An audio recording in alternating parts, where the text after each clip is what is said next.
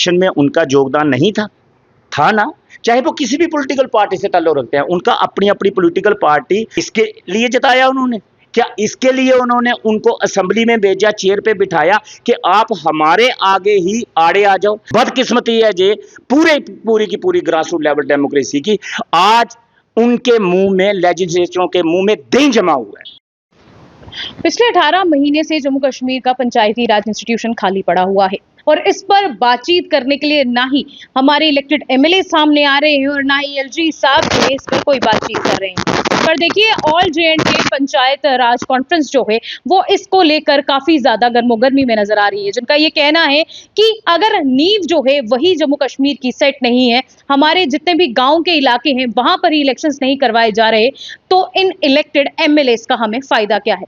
आने वाले समय में क्या ये इलेक्शंस करवाए जाएंगे या नहीं करवाए जाएंगे, और इसको लेकर क्या ही कहना है अनिल शर्मा उनकी तमाम टीम का, चलिए आइए जानते हैं।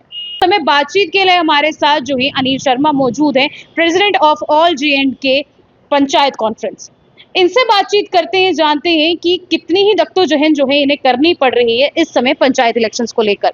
सर, लड़ के इन्होंने तो चलिए असेंबली के इलेक्शंस करवा दिए क्योंकि इन्हें कुर्सियां चाहिए थी, लेकिन पंचायत के तमाम इन चीज़ों की इलेक्शंस भी कितने ज़रूरी हैं अभी? देखिए, सबसे पहले श्रेया मैं आपको ये चीज़ बता दूं, जो हमारे लेजिस्लेचर ऑनरेबल हैं, ये हमेशा वर्सेस रहा है assembly versus grass root level democracy. ये आज का नहीं है, पिछले 70 साल से ये रवायत रही है जम्मू कश्मीर के अंदर लेजिस्लेचर वर्सेस जो है Panchayati Raj institution, assembly versus grass root level democracy. और आज भी वही रवैया है। हमने ये सोचा था कि एब्रोकेशन 370 कम से कम इनकी जहनीत में कुछ फर्क आएगा, लेकिन मुश्किल हालात ये हैं जो हमारे जम्मू के लेजिस्लेचर हैं ऑनरेबल जम्मू डिवीज़न के, वो तो सारे के सारे 370 एब्रोकेशन के हक में ही थे। तो उनको क्या आज हो गया कि वो भी ग्रास रूट लेवल डेमोक्रेसी के लिए बात उठाने के लिए वो पाप समझते हैं, गुनाह समझते हैं कि ग्रास रूट लेवल की डेमोक्रेसी पन पे वो इक़्तिदार में आए, बॉडी कॉन्स्टिट्यूट हो, वो उसके लिए पाप समझ रहे हैं, गुनाह समझ रहे हैं, कोई बातचीत नहीं कर रहा। आप पत्रकार हैं, क्या आपने पिछले 8 से 9 महीने हो चुके हैं असेंबली बने हुए, किसी भी लेजिस्लेचर, चाहे वो सूबा कश्मीर से ताल्लुक़ रखता हो, चाहे वो सूबा जम्मू से ताल्लुक़ रखता हो, कभी आज तक आपने सुना कि यूएलबी के इलेक्शन करवाए जाएं, पंचायती राज इंस्टीट्यूशन के इलेक्शन करवाए जाए? क्यों नहीं बोला इन लोगों ने? क्या यूएलबी इलेक्शन के साथ जुड़े हुए जो एक्स कॉर्पोरेटर हैं, क्या उन्होंने असेंबली में जो कैंडिडेट थे, क्या उनकी इलेक्शन में उनका योगदान नहीं था ना? चाहे वो किसी भी पॉलिटिकल पार्टी से ताल्लुक रखते हैं, उनका अपनी अपनी पॉलिटिकल पार्टी ये लेजिस्लेचर बनाने में था ना, उनका भी रोल था ना, चाहे वो कश्मीर सूबा के थे, चाहे वो जम्मू सूबा के थे। ऐसे ही सिमिलरली पंचायती राज इंस्टीट्यूशन के साथ जुड़े हुए नुमाइंदे, चाहे वो पंच हजरात हों, सरपंच हजरात हों, बीडीसी हजरात हो, डीडीसी हजरात हो, क्या उनका एक पॉजिटिव रोल एमएलए बनाने में रहा है या नहीं रहा है? रहा है ना। चाहे वो ए बी सी डी किसी भी पॉलिटिकल पार्टी से कैंडिडेट ताल्लुक रखता है, अपने अपनी पॉलिटिकल पार्टी को सभी पंचों सरपंचों ने, वीडीसी डीडीसी ने, सभी ने पॉजिटिव रोल अदा करके अपने कैंडिडेट को जिताया। क्या इसके लिए जिताया उन्होंने? क्या इसके लिए उन्होंने उनको असेंबली में भेजा, चेयर पे बिठाया कि आप हमारे आगे ही आड़े आ जाओ, आप हमारे आगे कांटे बिछा दो, आप पंचायती राज इंस्टीट्यूशन को दबाने की कोशिश करो, आप यूएलबी को दबाने की कोशिश करो, आप पंचायती राज इंस्टीट्यूशन को खत्म करने की, डिस्ट्रॉय करने की कोशिश करो, आप पंचायती राज इंस्टीट्यूशन और अर्बन लोकल बॉडी को सैबोटाइज करने की कोशिश करो। उनकी सोच ये थी कि हम सभी लोग ग्रास रूट लेवल डेमोक्रेसी के लोग जब एक एमएलए को जिताएंगे, वो हमारी आवाज बनकर असेंबली में गूंजेगा, बोलेगा, बात करेगा। लेकिन अनफॉर्चुनेट बदकिस्मती है जे पूरी की पूरी ग्रास रूट लेवल डेमोक्रेसी की आज उनके मुंह में, लेजिस्लेचरों के मुंह में दही जमा हुआ है। बोल ही नहीं रहे कि भाई हमारे साथी हैं, हमारे छोटे भाई बहन हैं, जे पंच सरपंच, वीडीसी, कॉर्पोरेटर, काउंसलर हमारे भाई हैं, हम इनके लिए भी बात करें? नहीं नहीं, बात नहीं कर रहे हैं वो। बतौर president all Jammu Kashmir panchayat conference हम लोगों ने 2008, 9, 10 में जद्दोजहद की और 11 में इलेक्शन हुए। हम लोगों ने 17, 18 में जद्दोजहद की, 18 दिसंबर में पंचायती राज इंस्टीट्यूशन के और अर्बन लोकल बॉडी के इलेक्शन हुए। हम लोग अब मेहनत कर रहे हैं सिर्फ और सिर्फ पंचायत कॉन्फ्रेंस, हमारी पूरी टीम, चाहे सूबा कश्मीर की हो, सूबा जम्मू की हो, पूरी की पूरी टीम एक जॉइंटली, हमारा जो एक ऑपरेशन है कि इस मिशन का नाम है कि इलेक्शन करवाना है हमको। यूएलबी के इलेक्शन भी करवाने हैं और पंचायती राज इंस्टीट्यूशन के इलेक्शन भी करवाने हैं। ग्रास रूट लेवल की अहम डेमोक्रेसी जो है उसको बहाल करना है जम्मू कश्मीर के अंदर, ये हमारा अहद है। मुझे अगर वोट लेने हैं, पॉलिटिक्स करनी है, तो मुझे अपनी कॉन्स्टिट्यूएंसी में पॉलिटिक्स करनी है। कल को मैं अगर इलेक्शन लड़ता हूं, पंच की तो अपनी पंचायत में लड़ूंगा, अगर मैं बीडीसी की लड़ूंगा तो अपने ब्लॉक में लड़ूंगा, अगर मैं डीडीसी की लड़ूंगा तो अपनी टेरिटोरियल कॉन्स्टिट्यूएंसी में लड़ूंगा, अगर मैं एमएलए की इलेक्शन लड़ता हूं तो मैं नगरोटा विधानसभा में लड़ूंगा।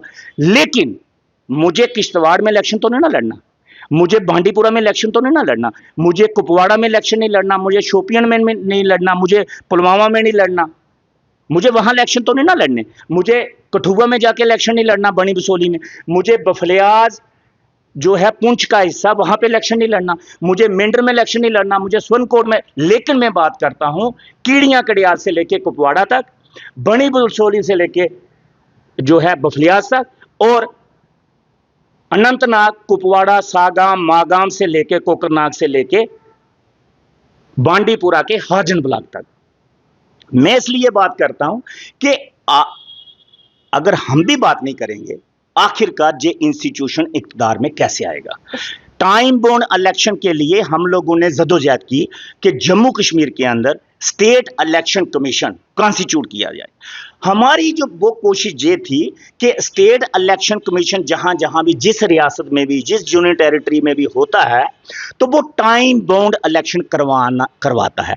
फिर पंचायतों को ग्रास रूट लेवल की डेमोक्रेसी को असेंबली के रहमो करम पर नहीं रहना पड़ता।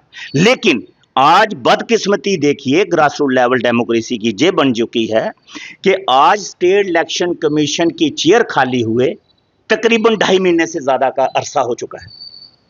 अगर जो इलेक्शन कराने वाली बॉडी है वहां पे इलेक्शन कमीशन ही नहीं होगा तो इलेक्शन कौन करवाएगा? सर, पिछले दिनों हम खबरें काफी ज्यादा सुन रहे हैं तमाम टीवी चैनल्स, पोर्टल्स में कि जैसे ही अमरनाथ यात्रा समाप्त होगी वैसे ही बीडीसी, डीडीसी और ये तमाम पंचायत की इलेक्शंस जो हैं वो करवाई जाएंगी, और आप कह रहे हैं कि वो इलेक्शन कमिश्नर की कुर्सी ही खाली है। तो फिर ये कैसे पॉसिबल है कि इलेक्शंस जो है वो अमरनाथ यात्रा के बाद की जाएंगी? देखिए, कुछ लोग पॉलिटिक्स को संजीदगी से नहीं लेते, कुछ लोग डेमोक्रेटिक इंस्टीट्यूशंस को अपनी उंगलियों पे चलाना चाहते हैं, कुछ लोग डेमोक्रेटिक इंस्टीट्यूशन की अहमियत को भूल चुके हैं कि उसकी अहमियत क्या है, उसका वजन कितना है, वो समझते नहीं है उन चीजों को। वही लोग प्लांटेड न्यूज भी लगाते हैं, प्लांटेड खबरें भी चलाते हैं ताकि लोगों का मूड जो है डाइवर्ट हो जाए, ताकि जो ऑल जम्मू कश्मीर पंचायत कॉन्फ्रेंस ने जदोजहद छेड़ दी है, एक चिंगारी लगा दी है, अब वो चाहते हैं कि बाकी लोग जो हैं वो उनकी बात ना करें, उनका साथ ना दें, ताकि लोगों को हम एक मैसेज दे दें प्लांटेड खबरें लगा के कि भाई इलेक्शन होने वाले हैं, तो फिर बोलने की क्या जरूरत है। ये इसका एक मतलब है। लेकिन मैं आपको एक चीज बता दूं, आप किसी भी लॉ नोइंग इंसान से पूछिएगा, किसी भी लॉ नोइंग इंसान से जो जानता होगा, चाहे वो वकील ना भी हो, लेकिन लॉ नोइंग होना चाहिए, पढ़ा लिखा इंसान होना चाहिए, उसको पूछेंगे कि भाई इलेक्शन, स्टेट इलेक्शन कमीशन के बिना क्या इलेक्शन हो सकते हैं? जो इलेक्शन करवाने वाली बॉडी है वही चेयर खाली है, तो पेपर वर्क कौन करेगा, इलेक्शन कौन करवाएगा? तो ये हाथी के दांत हैं, खाने वाले कुछ और हैं, दिखाने वाले कुछ और हैं। लेकिन बतौर president all Jammu Kashmir panchayat conference हम लोग आप लोगों का साथ लेके, तमाम वेब पोर्टल का साथ लेके, तमाम इलेक्ट्रॉनिक मीडिया का साथ लेके, तमाम प्रिंट मीडिया का साथ लेके, तमाम नेशनल मीडिया का साथ लेके हम एंड से एंड बचा देंगे, लेकिन इलेक्शन करवा कर रखवाएंगे। हमने जो जो चीजें तहिया की थी, हमने कहा था स्टेट इलेक्शन कमीशन बने, हमने बनवाया। ऑल जम्मू कश्मीर पंचायत कॉन्फ्रेंस की जद्दोजहद से बना। हमने कहा था 3 टायर सिस्टम जम्मू कश्मीर के अंदर काबिज हो, हमने करवाया। First year, second year, third year हमने बनवाया। पहली मर्तबा जम्मू कश्मीर के अंदर बीडीसी के इलेक्शन करवाए, हम लोगों ने जदोजहद की हुए। डीडीसी के इलेक्शन पहली मर्तबा हुए, हम लोगों ने जदोजहद की। अब लोग कुछ कहते हैं कि वो किसी और की मेहरबानी से हुआ, तो इसलिए ये चीजें जो है हम लोग कर रहे हैं, इसलिए कर रहे हैं, अवाम के लिए कर रहे हैं, जम्मू कश्मीर की अवाम के लिए कर रहे हैं, और जम्मू कश्मीर की गांव के अंदर जो अवाम रहती है उसके लिए भी कर रहे हैं, और जो शहरों में अवाम रहती है उनके लिए भी कर रहे हैं। इसलिए कर रहे हैं, देखिए सारी अवाम जो है वो वेल अवेयर नहीं होती। तमाम लोग जो हैं जम्मू कश्मीर की जितनी पॉपुलेशन है वो सारे के सारे इस काबिल नहीं होते लोग कि वो तहसीलदार उनकी बात माने, नायब तहसीलदार उनकी बात माने, पटवारी उनकी बात माने, बीएलडब्ल्यू ग्राम सेवक उनकी बात माने। हॉस्पिटल में जाएंगे तो क्या वहां पे सारी उनकी बात सुनी जाएगी? आप अगर बिजली डिपार्टमेंट के पास जाएंगे तो आपके काम हो जाएंगे, आप अगर जो है पीएचई के पास जाएंगे तो आपके घर में पाइपें लग जाएंगी। ऐसा नहीं होता, जो इसीलिए कॉन्स्टिट्यूशन बना हुआ। और सबसे बढ़िया बात, राम राज्य से दिया हुआ, भगवान राम के वक्त का दिया हुआ पंचायती राज इंस्टीट्यूशन है। ये कोई आप कहेंगे कि ये गवर्नमेंट ऑफ इंडिया कांग्रेस ने दिया, बीजेपी ने दिया, फलानी पार्टी ने दिया, किसी ने नहीं दिया। ये भगवान राम जी का दिया हुआ पंचायती राज है, भगवान राम के राज्य से शुरू हुआ है। तो भगवान राम का दिए हुए सिद्धांतों को हम दबाने की कोशिश जो लोग कर रहे हैं उनको हम नहीं दबाने देंगे, चाहे वो जम्मू सूबा से लेजिस्लेचर हैं, चाहे वो कश्मीर सूबा से लेजिस्लेचर हैं।